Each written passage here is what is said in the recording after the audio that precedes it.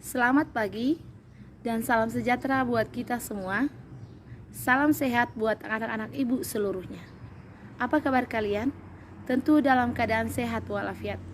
Pada pagi hari ini kita akan memulai pembelajaran kita, yaitu hati nurani memilih yang benar, yang menjadi tujuan pembelajaran kita agar anak didik kami dapat menggunakan hati nurani dengan baik. Setiap manusia Tuhan beri bekal hati nurani. Hati nurani itu pasti.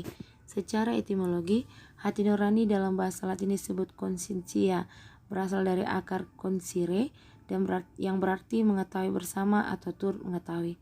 Menurut Kamus Besar Bahasa Indonesia, hati nurani adalah perasaan hati yang murni yang dalam sedalam-dalamnya.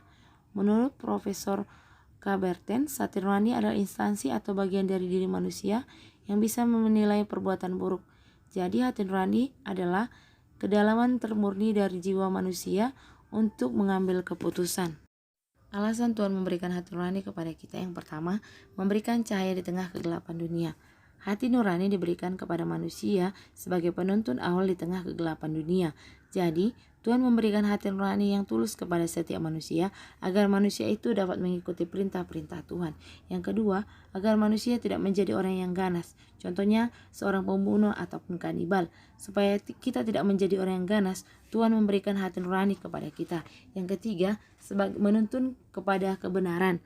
Setiap umat manusia dituntun kepada kebenaran. Nah, siapa yang menuntun kita ke dalam kebenaran? Yaitu hati nurani. Hati nurani yang diberikan oleh Tuhan sebagai penuntun awal menuntun kita ke dalam kebenaran. Contoh Alkitabnya adalah Rahab dan Rut. Mereka berdua adalah orang asing, bukan orang Israel. Tetapi mereka tahu bahwa Allah Israel adalah Allah yang benar. Dari pengkabaran orang atau cerita orang Israel bahwa Allah Israel adalah hebat, Allah Israel itu Allah yang luar biasa, maka dengan menggunakan hati nurani mereka percaya. Jadi hati nurani menuntun ke dalam kebenaran.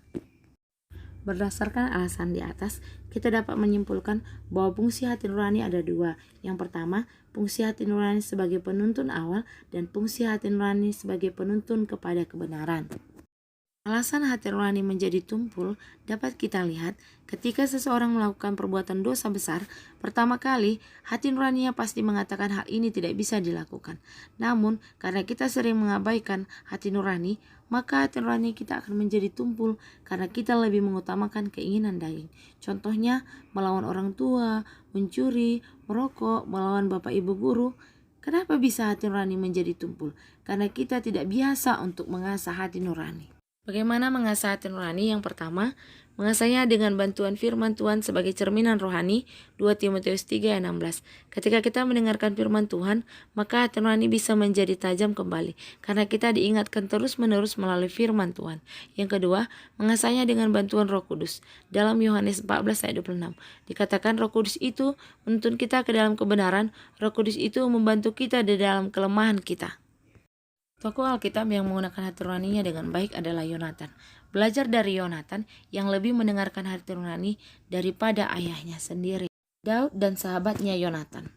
Pada waktu itu kerajaan Israel dipimpin oleh raja pertama, yaitu Raja Saul. Raja Saul ingin bertemu dengan Daud karena Daud telah menang melawan bangsa Filistin. Karena Daud anak yang patuh, maka Daud pergi menemui Raja Saul.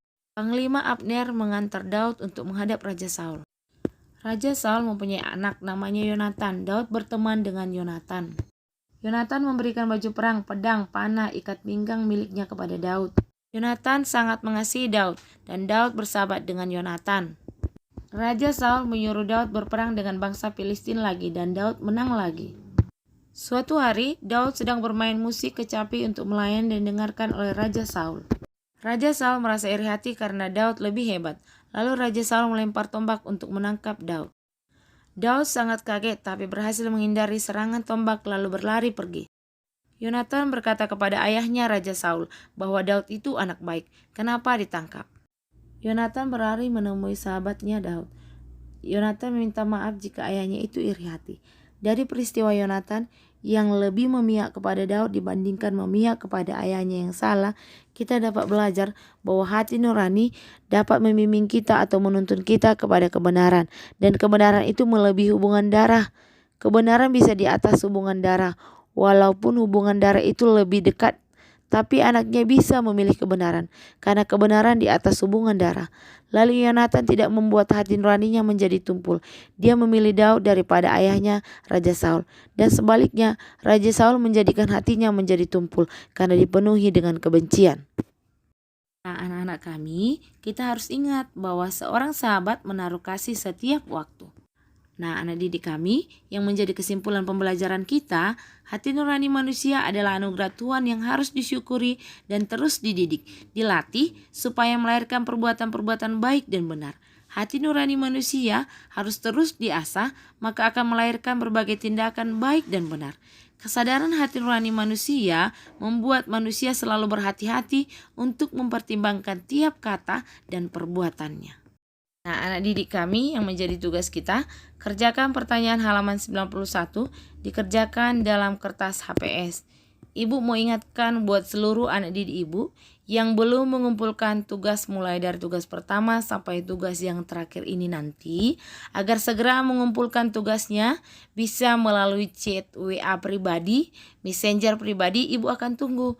Apalagi buat siswa ibu yang mendapat donasi pulsa, agar segera mengumpul tugasnya dan memfotokannya pada saat kau mengerjakannya. Dan akhir kata ibu ucapkan, selamat pagi, Tuhan Yesus memberkati. Shalom.